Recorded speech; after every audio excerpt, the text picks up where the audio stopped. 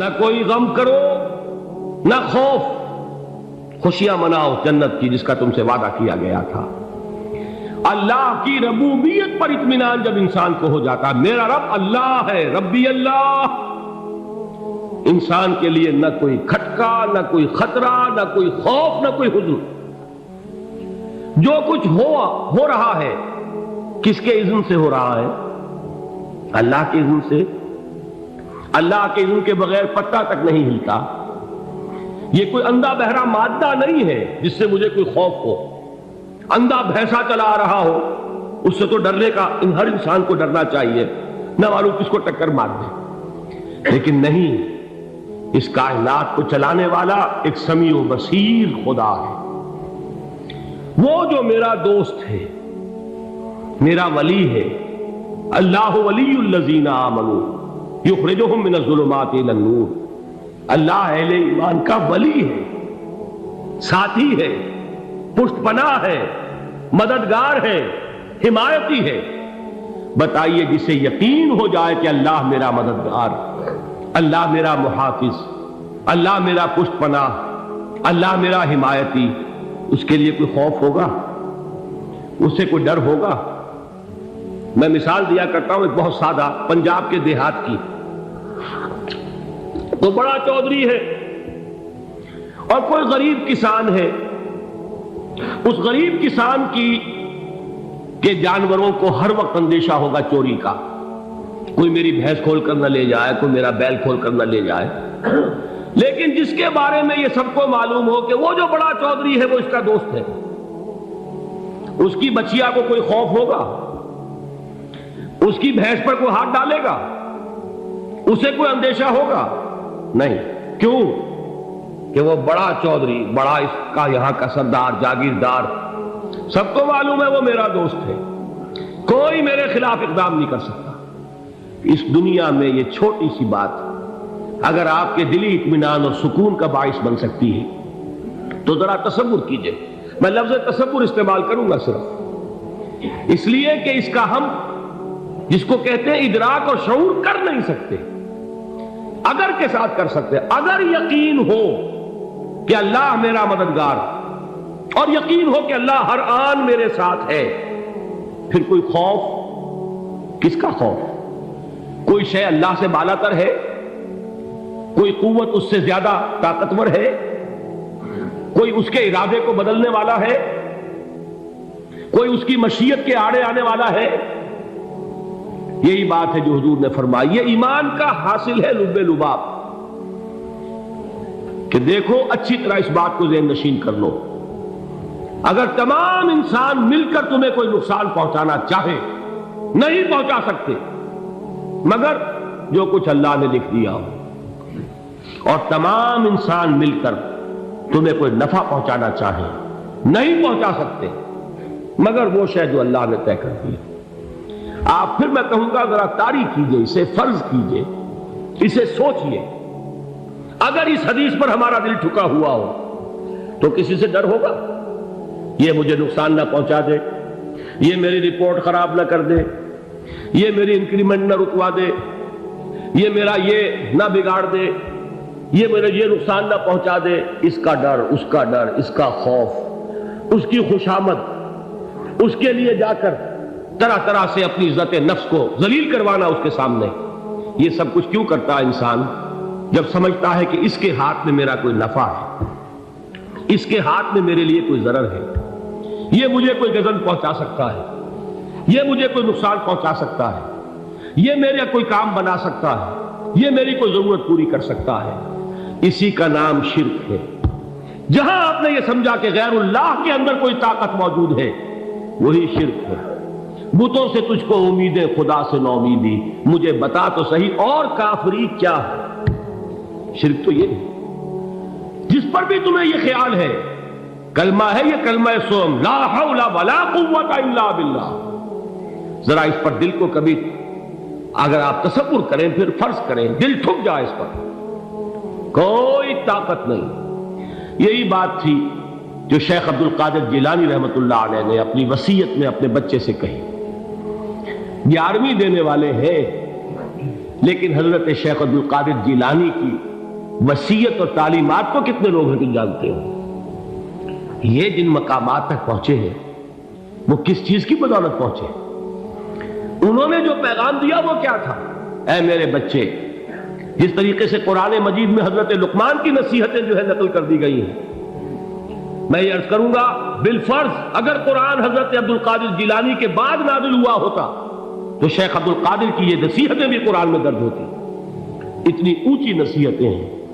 اے میرے بچے، اس حقیقت کو ذہن نشین کر لے، لا فاعل فی الحقیقت ولا مؤثر الا اللہ۔ اس کائنات میں نہ کوئی فاعل حقیقی ہے نہ مؤثر حقیقی ہے سوائے اللہ۔ کسی شے میں کوئی تاثیر نہیں اگر اللہ نہ چاہے۔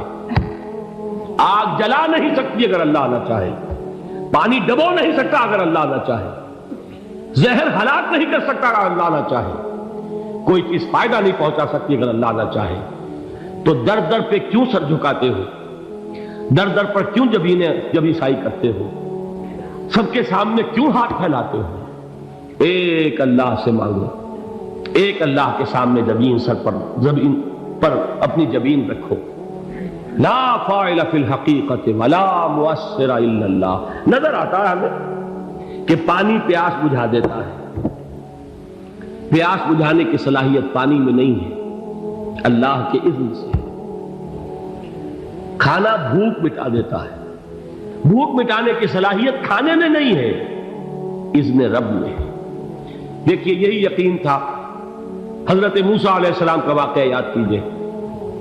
سامنے سمندر آ گیا ہے، قوم دیکھتی ہے پیچھے کہ گرد و غبار کا طوفان، معلوم ہوا کہ فرعون اپنے لشکر سمیت آ گیا۔ لشکر جب چلتا تھا تیز رفتاری کے ساتھ تو گرد و غبار کا جو طوفان اٹھتا تھا اس کا تصور کیجیے، اور لمحہ بلمحہ وہ قریب آ رہا ہے۔ پوری قوم نے کیا کہا؟ اے موسیٰ انا لمدرکون، اے موسیٰ ہم کو پکڑے گئے۔ قرآن مجید نے تو یہاں وہ باتیں نہیں لکھی ہیں، لیکن تورات میں یہ درج ہے کہ بنی اسرائیل جھگڑنے لگے، دست و گریبان ہو گئے موسیٰ کے ساتھ۔ موسیٰ ہمیں یہاں مروایا لا کر، اس سے تو ہم ہی بہتر تھے، وہاں کھانے کو ملتا تھا، زندگی تو تھی، بیگار ہم کر رہے تھے، موت تو نہیں تھی۔ اب جو کچھ ہوگا اس کا تصور کرو، جس طریقے سے ہمارے ٹکڑے اڑائے جائیں گے۔ تو لڑ رہے ہیں حضرت موسیٰ علیہ السلام سے، یہ تورات کی تفصیل ہے۔ قرآن میں صرف اتنا آیا ہے، پریشان ہو کر انہوں نے کہا انا لمدرکون، موسیٰ ہم کو پکڑے گئے۔ اس وقت موسیٰ کا جواب کیا ہے؟ کلا ان معی ربی سیہدین، نہیں، میرے ساتھ میرا رب ہے، وہ راستہ دے گا۔ بتائیے کہاں راستہ نظر آ رہا ہے؟ یہ ہے ایمان بالغیب۔ راستہ نظر نہ آئے تب اللہ پر یقین ایمان ہے۔ جیب میں پیسے ہوں اور تب دل کو اطمینان ہے تو ایمان کس پر ہوا؟ پیسے پر، اللہ پر نہیں۔ جب وسائل و ذرائع نہ ہو اور پھر یقین ہو کہ اللہ مسبب الاسباب ہے، وہ اسباب کا پابند نہیں ہے، وہ اسباب کا محتاج نہیں ہے، اسباب اس کے محتاج ہے۔ اگر یہ یقین ہے تو اللہ پر ایمان ہے، یہ نہیں ہے تو تمہارا ایمان اسباب پر ہے، وسائل پر ہے، ذرائع پر ہے، مادیات پر ہے، اللہ پر نہیں۔ اس وقت کہاں راستہ تھا؟ کوئی راستہ تھا؟ سمندر ہے اور ادھر سے لشکر آ گیا ہے۔ کلا ان معی ربی سیہدین۔ اب دیکھیے ایمان کہہ دینا آسان ہے، ہوا معکم اینما کنتم، جہاں کہیں بھی تم ہوتے ہو اللہ تمہارے ساتھ ہوتا ہے، لیکن اس کا یقین قائم ہو جائے تو زمین و آسمان کا فرق واقع ہو جائے۔ یہی بات ہوئی حضور کے ساتھ۔ غار ہے، چھپے ہوئے ہیں محمد رسول اللہ اور آپ کے وہ یار غار ابو بکر صدیق رضی اللہ تعالی عنہ۔ اقبال نے حضرت ابو بکر کی شان میں چند اشعار پڑھے صرف، لیکن واقعہ یہ ہے کہ بھاری بھاری نظموں پر اور قصیدوں پر بھاری، طویل ترین نظمیں اور قصیدے ہوں ان پر بھاری۔ ہمتیں ابو بکر کی ہمت جو ہے، کشت ملت را چو ابر، جیسے بارش سے کھیتی اپجتی ہے، ابو بکر کی ہمت اور عزیمت اس امت کو اسی طرح سینچنے والی ہے۔ ثانیے اسلام و غار و بدر و قبر، وہ دوسرے تھے اسلام میں، دوسرے پہلے کون تھے؟ انا اول المومنین، حضور فرماتے ہیں سب سے پہلا ایمان لانے والا میں، دوسرے ابو بکر۔ ویسے ہمارے ہاں یہ چلتا ہے اختلاف، حضرت علی پہلے ہیں کہ حضرت ابو بکر پہلے ہیں، لیکن اس میں بڑی خوبصورت تطبیق قائم کی ہے علماء نے، اور بہت صحیح ہے۔ چار کے بارے میں فیصلہ ہی مت کرو کہ کون پہلے، ان کی ایک عجیب تقسیم کر دی ہے۔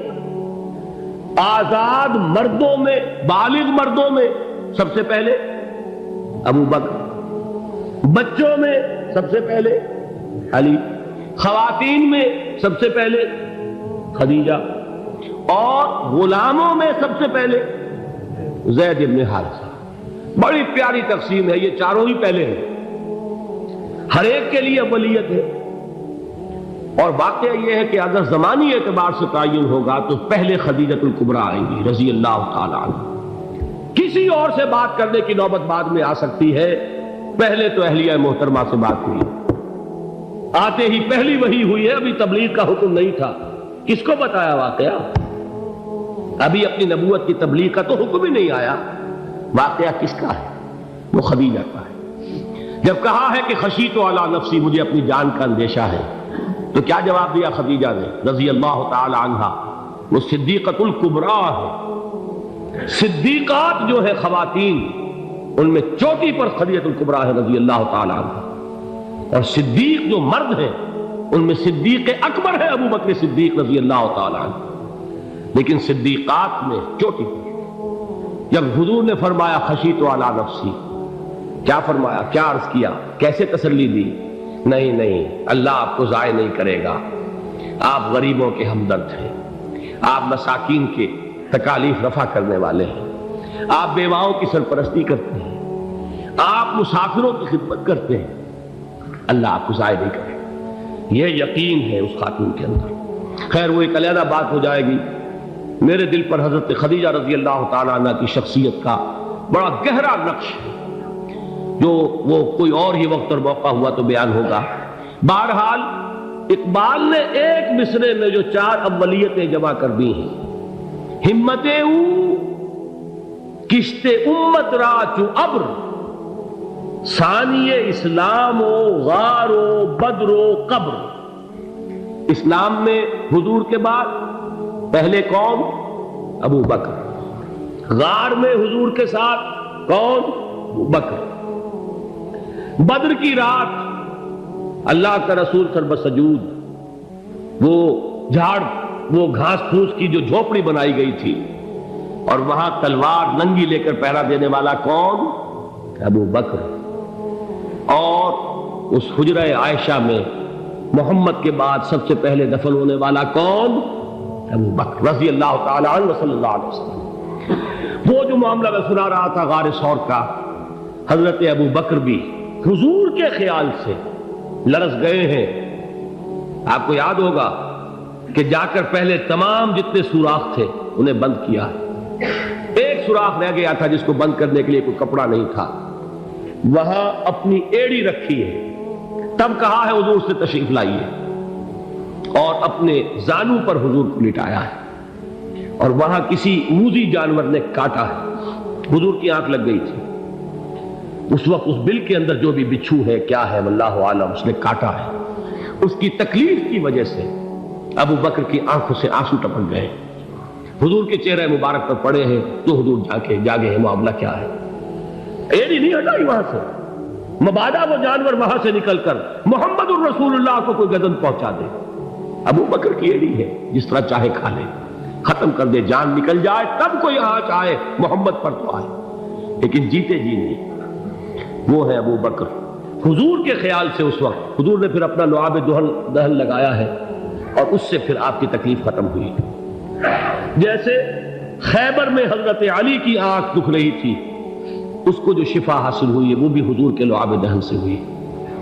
تو بہرحال اس وقت انہوں نے کہا ہے کہ اے نبی یا رسول اللہ، اگر اس وقت ان میں سے کسی نے غیر ارادی طور پر بھی اپنے قدموں کی طرف جھانک لیا تو پکڑے جائیں، کیا جواب تھا اللہ کے رسول کا؟ لا تحزن ان اللہ معنا، اللہ ہمارے ساتھ ہے، کیوں گھبراتے ہو ابو بکر؟